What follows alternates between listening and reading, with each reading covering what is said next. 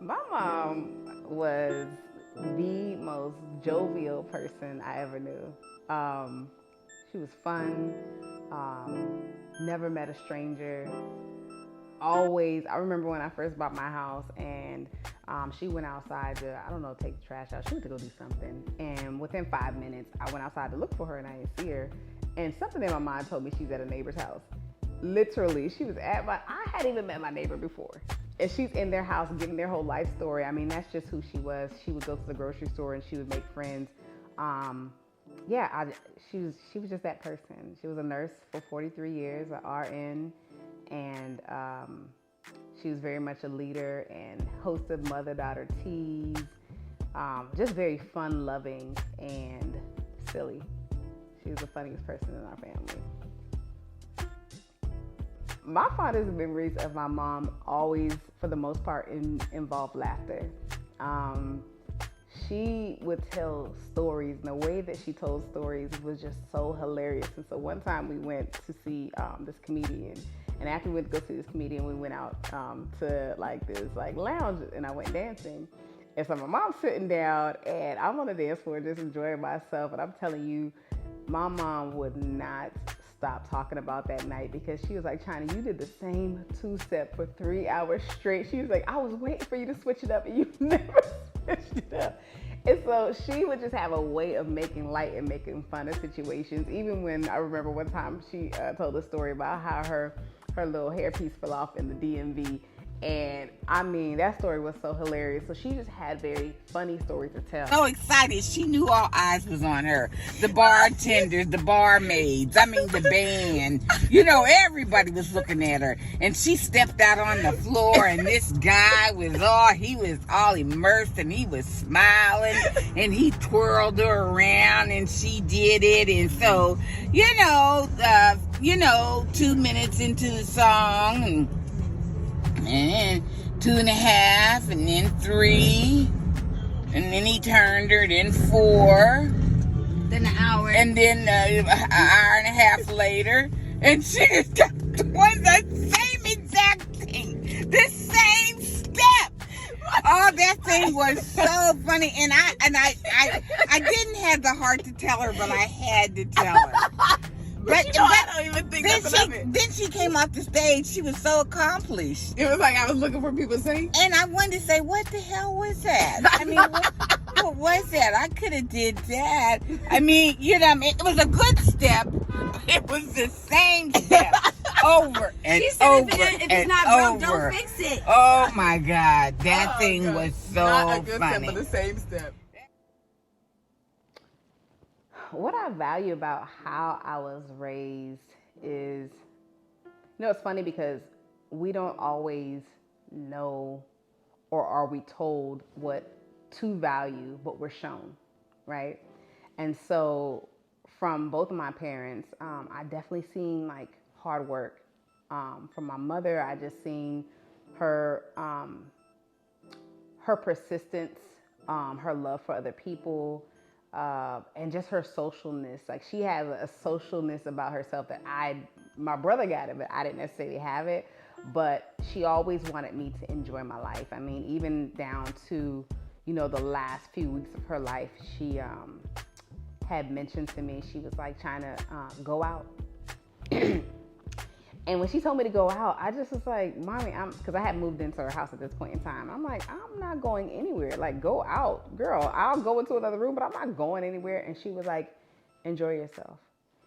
And I didn't realize in the moment that she wasn't talking about the moment. She was talking about the moment of our lives. Like, enjoy yourself, have balance. And so for me, my mother exemplified enjoying yourself. And so that's definitely something that I'm learning to value. And carry on throughout the rest of my life of really purely enjoying myself. So in honor of my mother for Mother's Day, I think I'm going to do the very thing that she would have wanted me to do, which is enjoy my life and enjoy myself. And so, anytime that since she's been gone, that maybe I'm going through a season of my life or something that's going on. I'm thinking like, what would my mother say, you know? And so she would say, try to go enjoy yourself. So unfortunately, I'm not able to go take a trip. That's what really I would do. We love taking trips together, and I will take a trip. It just won't be exactly on Mother's Day, but that's what so that's exactly what I plan to do. Go cut a rug. So I feel like my mom's superpower was probably her jovialness. And it's crazy because I've never really described anybody as jolly, but it almost took for my mom to transition for me to even like recognize that that's what she was. Like, yeah, you have happy people, you have joyful people, but my mom was a jolly person, you know? And when I think about the word jolly, I mean, she was joyful for J, she was optimistic for O, she was youthful for Y. Like, she was 74, but I mean, just her eyes and her skin and her energy, like, you just would not know it because she, for the most part, always had friends that were like younger than her, you know? And all of my friends wanted to be her friends. I had friends that came to her services, you know, yeah, that they came for me to support me, but they had a relationship with her, you know? And so, and then the L, she was loving, and she was full of laughter, and she was loud, okay? She was loud. I used to be like Bobby, like, you know, that would be my sign, like, girl, you was loud. And then, and then I already said the Y, I put it in the wrong place, but yeah, she was youthful. And so, yeah, I think that one of the things that she taught me is that smiling is your superpower. And I didn't really realize that. Like, I have a picture on my phone of my mother smiling, and I mean, she smiled with her whole face, and it's a reminder to me to continue to smile. So her superpower is becoming mine, because I'm just like, man, you think about it, you go into a store and you might see somebody who, you know, they may not have a smile on their face, but if you give them a compliment or you acknowledge them or you smile at them first, it automatically will cause them to smile. To me, that's a superpower. And so I took that from my mom. So do I aspire to mother? I think it would be amazing. I certainly think that, given that both of my parents have passed, specifically my mother, it has definitely made me consider, you know, motherhood a lot more than maybe I once had. And so if it's God's will, certainly I'm open to it. But if it doesn't happen, I'm okay with it. And who knows, you know, what God will have me do. Yeah. I think what I would take from my mother, that if God was ever to bless me with children, is just her fun-loving nature. I think that, you know, the way that my mother mothered, there was a balance for us, you know, and that balance was really about, you know, fun and, you know, being together and community. And that's still something that I feel like I'm personally working on, because I feel like I took a lot of my father's traits when it comes to that. Whereas my mother is just like wants to bring everybody together. And so I definitely want to be able to glean from that and continue her legacy. One of the things that she specifically said before she passed, because she loved Christmas. Like, Christmas was everything to her. I mean, she got all types of knickknacks and I ain't got no sense. She got all types of like just Christmas items, and she was just like trying to just make me a promise that you will continue to celebrate Christmas in honor of me. But she loved the spirit and the joy and the fun of celebrating. And so I think that that's something that I definitely will take.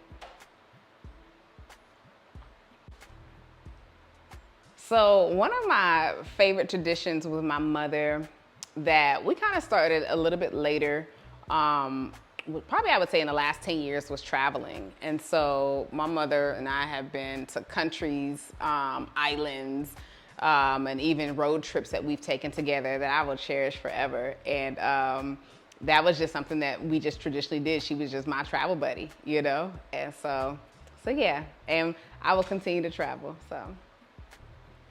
Another, I guess, tradition is just overall music. So growing up in our house, we had a room called the music room. And so in that room, you know, my parents had their records, a lounge chair just to sit in, and a record player. And so, you know, as we grew up, obviously things shifted and we went from CDs to MP3s, you know, all types of things. But I love music, and my mother and I shared similar interests.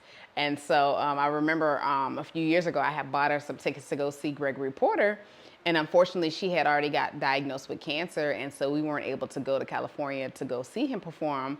But what I did is I had like a projector screen and I played one of his concerts and she was just grooving, you know? And so we loved like a whole lot of, she liked Alex Isley, she liked Moonchild. Like my mom was vibing with me. She liked the music that I liked.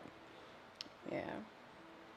Eternally grateful for the time we shared, for the awareness to first work on myself, because I know that there are a lot of people who may not have the best relationship with their mother for whatever reason.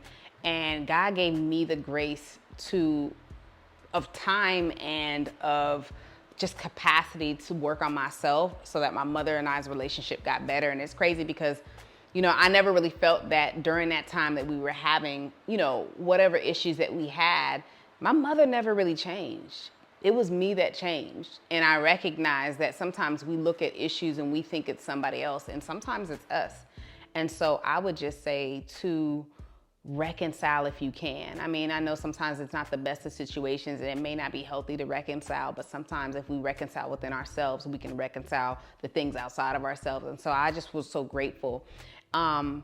And then after that, just make memories. I'm so grateful that we live in a day and age where we have social media, and not just social media, but we have these devices where we can capture their voices, we can capture video, we can capture them. And so my mom even having an Instagram that I can go back to and just click on a video or click on a picture and just, you know, have that readily available in my hands was so just precious to me. And so, you know, for those of you who still have your mothers, honor them, love them, celebrate them. Spend time with them. And I think that's one of the things that I'm just beyond grateful is that God gave me that capacity to spend the time with her. And so, yeah, love your mothers. Happy Mother's Day.